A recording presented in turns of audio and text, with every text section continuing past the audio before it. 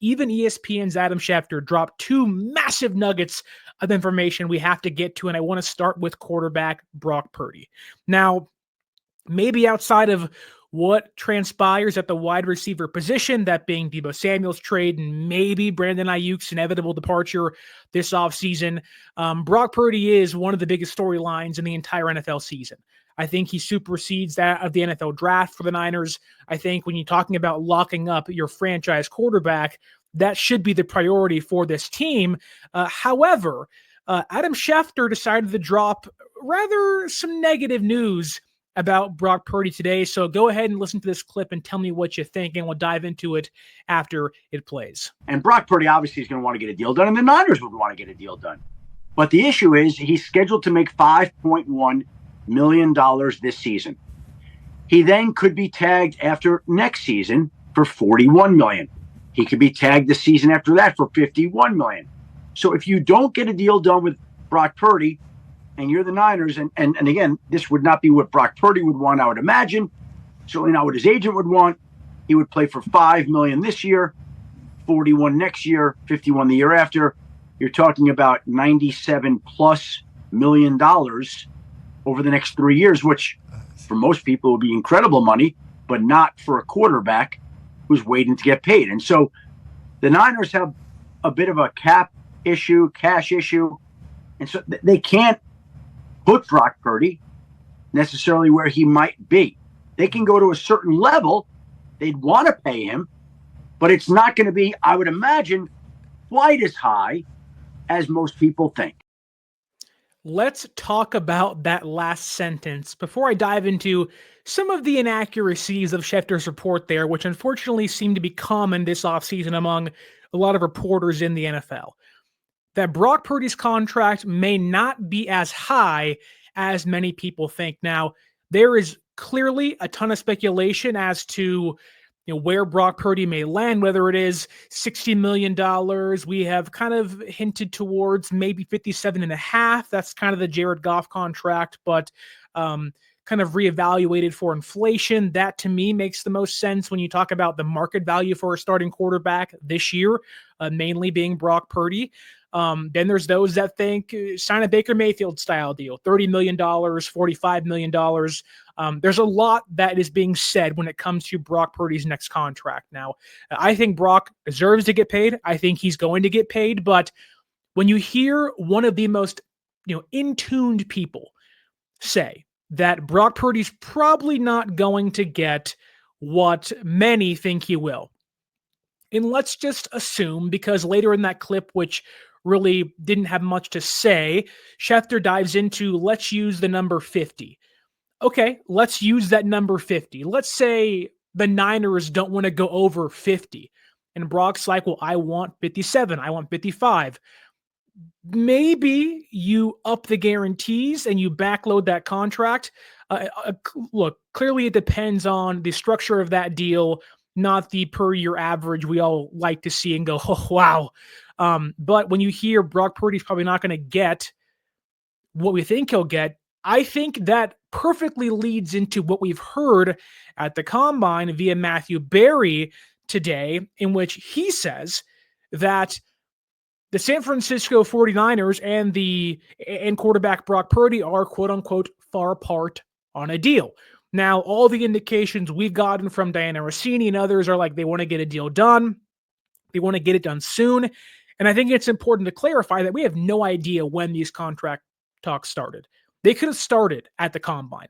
They could have began day one of the Combine when Brock Purdy and his agent sat down with Kyle and John, and they kind of started to narrow things down, or Prague and John, because Kyle is involved in these things. But we don't know when these contract talks started. So they could be far apart now, but really it isn't that big of a deal because they just started on things. They'll progress into a better number later on as the offseason progresses. But Schefter points out the reasoning for maybe Brock Purdy not getting the deal that he wants due to the 49ers, in his words, having some cap issues, if you will.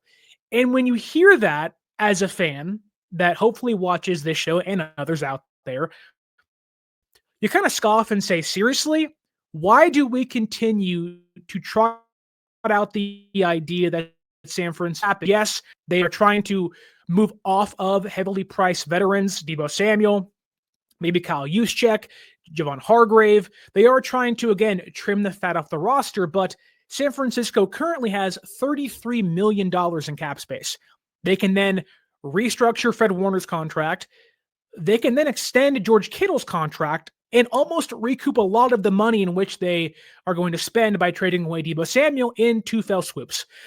So this idea that San Francisco has cap problems, I think, is wrong. It's incorrect. However, I don't think it's incorrect to then buy into what Adam is saying, that maybe San Francisco does not want to pay Brock Purdy big money. We've heard so much this offseason that San Francisco has viewed extensions for Deebo Samuel, Brandon Aiyuk, Christian McCaffrey, Trent Williams, and even George Kittle and Nick Bosa as kind of deals they felt like they lost. And when you hear that, and you hear it, and so much is being made from, we keep losing these big money deals, that leads into the next big money deal, which is Brock Purdy's, maybe them feeling like we have to win this one. And to win this one, we can't give him over $50 million per year. And they're in a tricky situation because when you talk about Brock Purdy's contract, this is a really bad quarterback class. The veteran options on the market aren't very good. They're not going to bring in Aaron Rodgers. Matthew Stafford's already going back to the Rams. They're not going to sign Daniel Jones or Russell Wilson or Sam Darnold. This is a very Brock Purdy is going to stay in San Francisco type thing. They've said the entire time, the entire offseason, they wanted to be here as long as they're here. So they're narrowed in on Brock Purdy. But the Niners do have leverage because they can say, well, what would you get on the open market? Well, Brock can just wait and see if things happen. And, the Niners do have the ability to franchise tag him next offseason and the offseason after that. And if they are hard set on not giving him $50 million this year, they can say, hey, Brock, we're not going to pay you big money. Maybe they'll give him some kind of raise, but you're going to have to play on that $5 million salary you have this year.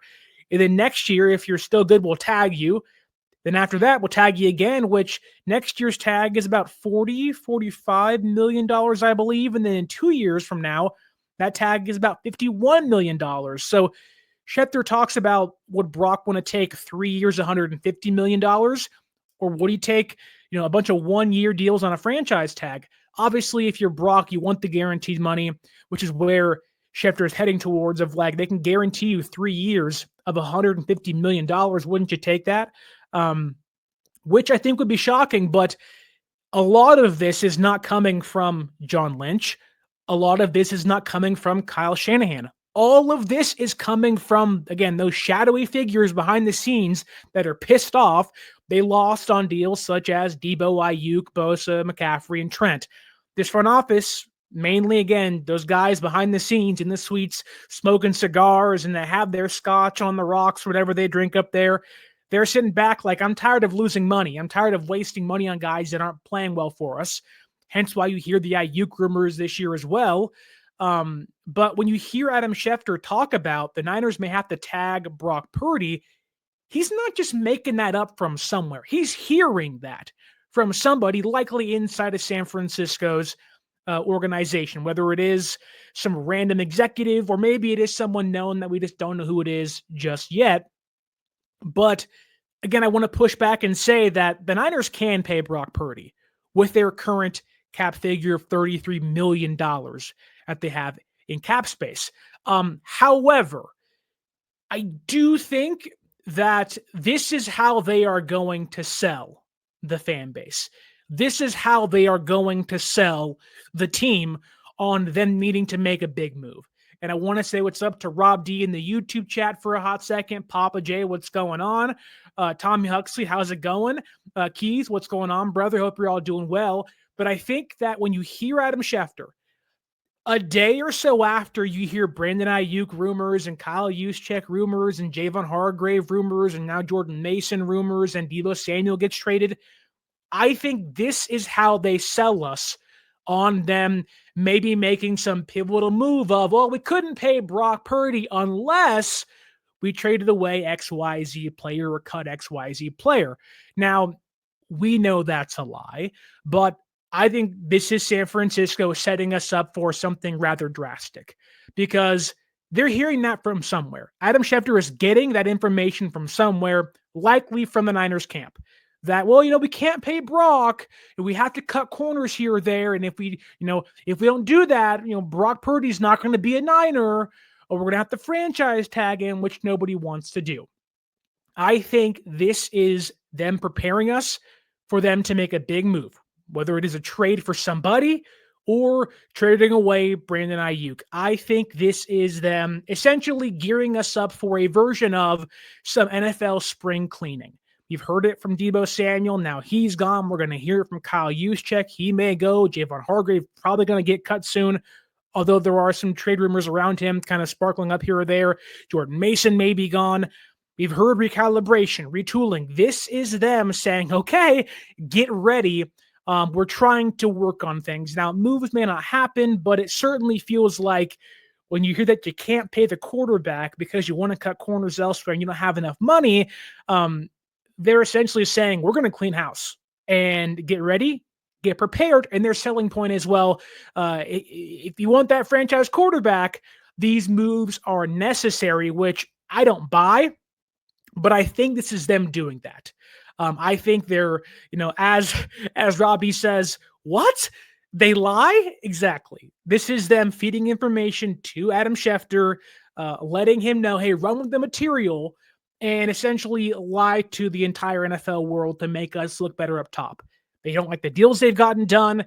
They are trying to win the Brock Purdy one. I think they are trying to make this look like they have to trade away some big names, Brandon Aiyuk, maybe one of those, to make it look like they have to pay for Brock Purdy. This is all a bunch of PR stuff. It is optics. This is simply San Francisco trying to save face, knowing that we tried to go all in. It didn't work. And now we have to cut some corners to pay our franchise quarterback to keep that window open. I think this is them feeding lies to Schefter. They do not have to cut anybody to pay Brock Purdy. In fact, there are ways to save money, but they are gearing us up for something big and getting us ready for maybe the next thing Adam Schefter hit on, which was the potential trade of Brandon Aiyuk. And Keys says it here. He says, spot on Sterling. Niners supposedly looking to sell 10% is all BS, trying to make excuses for all the trades and signing. Now, I don't think selling 10% of the team matters that much, but I am on board with the fact that this is San Francisco playing PR, trying to look good, and they want to win these deals. They want to save that cap, save that money. They want to make this seem like this is the only options they have. It's either you get Brock Purdy or you keep all the other players that really aren't playing well for you, hence why Adam Schefter talked about Brandon Aiyuk today.